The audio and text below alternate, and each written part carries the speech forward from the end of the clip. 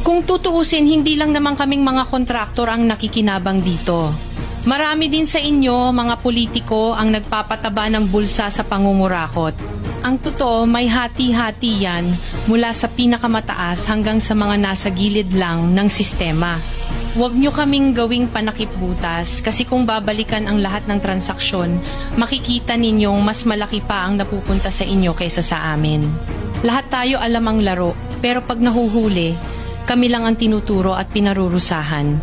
Kaya huwag ninyong ipakita sa publiko na malinis kayo dahil sa bawat proyekto may kapalit na porsyento para sa inyong mga opisina.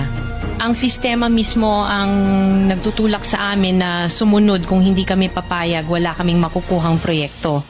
Pero sa likod niyan, kayo rin ang pinakaunang nagdidikta kung magkano ang dapat itabi para sa inyo.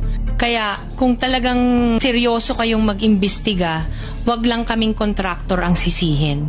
Tingnan ninyo rin ang mga pangalan na nakaupo ngayon sa mga komite, sa mga ahensya, at lalo na sa mismong mga nagpapalakad ng gobyerno. Dahil sa totoo lang, pare-pareho tayong nasa iisang lamesa, iba-iba lang ang laki ng parte na nakukuha.